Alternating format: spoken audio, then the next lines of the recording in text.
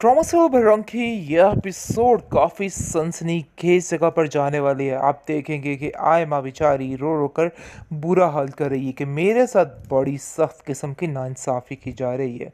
आखिर आप लोग मेरे साथ ऐसा कैसे कर सकते हो? लेकिन मजबूरी शहरयार को भी उसका साथ देना पड़ा है और खामोश रहना पड़ा है। लेकिन दुर्दाना कहती है, जी अक्लमंदी से काम लो। तुम पागल हो चुकी हो, क्या हो गया है तुम्हें आयमा?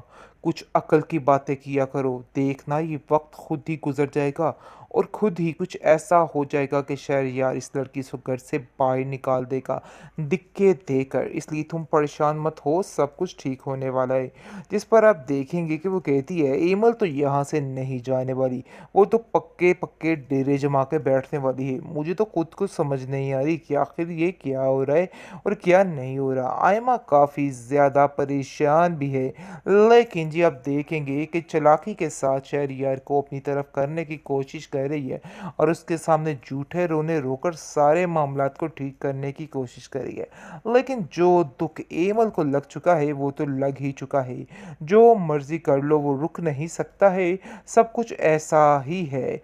लेकिन दूसरी तरफ बहुत ज़्यादा केयर कर रही है फाखरा बेगम और कहती है कि आइमा, मैं तुम्हारे मुंह से ऐसी कोई भी बात ना सुनूं जिससे एमल का दिल दुखे। मैं तुम्हें साफ साफ बता रही हूँ कि उसको कुछ हुआ तो मैं तुम्हें जिंदा नहीं छोड़ूंगी। जिस पर आप देखेंगे वो कहती है कि आपको एमल आज इतनी ही प्यारी होगी कि आपको अपनी भांजी नज़र नहीं आ रही और आपको आज सिर्फ और सिर्फ एमल ही एमल नज़र आ रही है।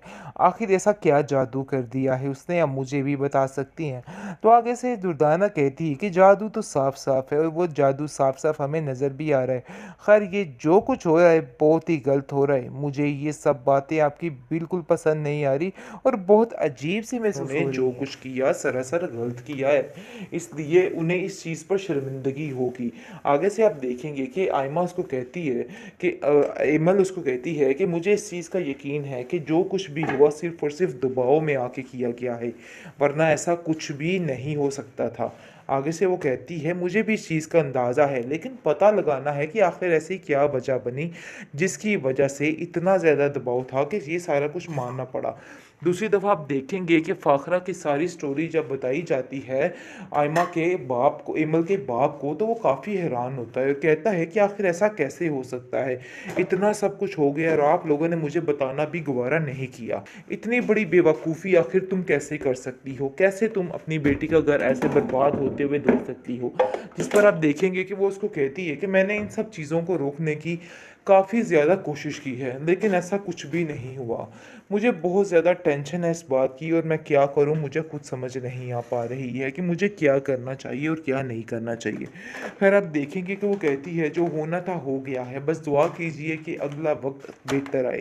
क्योंकि जैसे ही उसको पता चलता है तो वो काफ़ी परेशान हो जाता है। कहता है, एमल तुम फिक्र मत करना, तुम बल्कि छोड़ छड़ा के सब कुछ इधर आ जाओ, टेंशन मत लो, देख लेना सब कुछ ठीक हो जाएगा। जिसको सुनकर वो कहती है कि नहीं, मुझे इन सब चीज़ों से दूर नहीं भागना है, बल्कि इन सब बातों का डट के मुकाबला करना है। इसलिए आपको भी बिला वजह परेशान होने की कोई भी ज़रूरत नहीं है।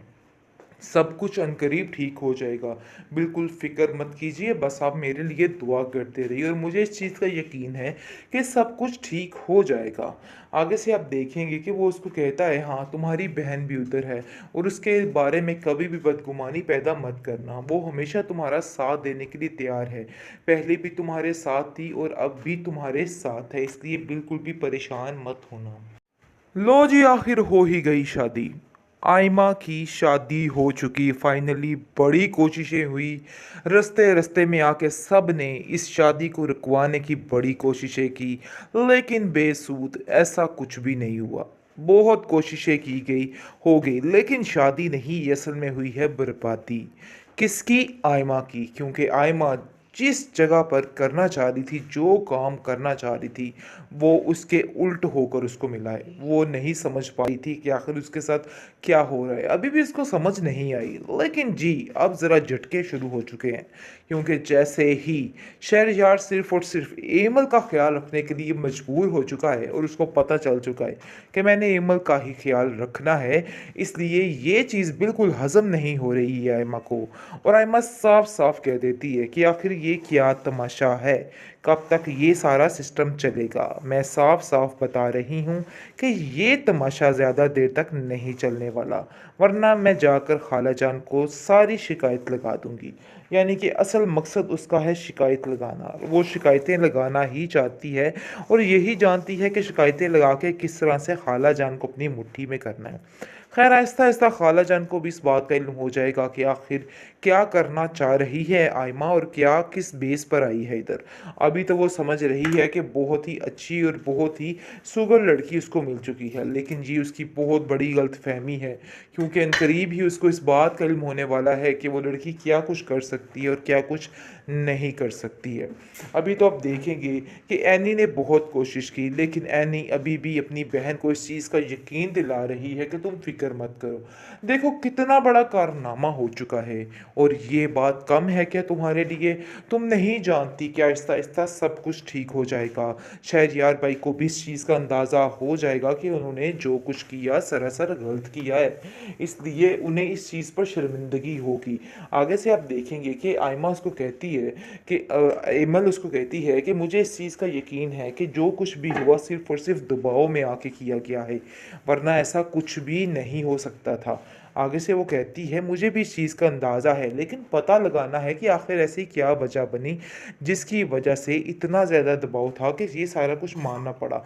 दूसरी दफ़ा आप देखेंगे कि फ़ाखरा की सारी स्टोरी जब बताई जाती है आयमा के बाप को, इमल के बाप को, तो वो काफ़ी हैरान होता है और कहता है कि आखिर ऐसा कैसे हो सकता है?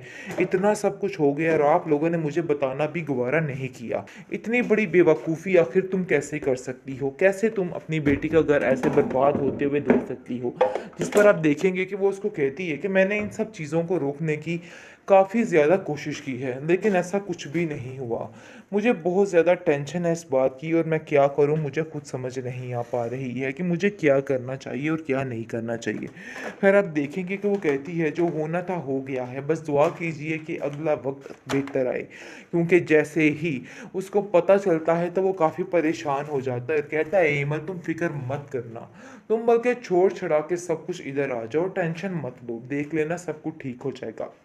जिसको सुनकर वो कहती है कि नहीं मुझे इन सब चीज़ों से दूर नहीं भागना है, बल्कि इन सब बातों का डट के मुकाबला करना है, इसलिए आपको भी बिला वजह परेशान होने की कोई भी ज़रूरत नहीं है। सब कुछ अनकरीब ठीक हो जाएगा। बिल्कुल फ़िक्र मत कीजिए, बस आप मेरे लिए दुआ करते रहिए और मुझे इस चीज़ का यकीन है कि सब कुछ ठीक हो जाएगा। आगे से आप देखेंगे कि वो उसको कहता है हाँ, तुम्हारी बहन भी उधर है और उसके बारे में कभी भी बदगुमानी पैदा मत करना। वो हमेशा तुम्हारा साथ देने के लिए तैयार है। पहले भी तुम्हारे साथ थी और अब भी तुम्हारे साथ है, इसलिए बिल्कुल भी परेशान मत होना।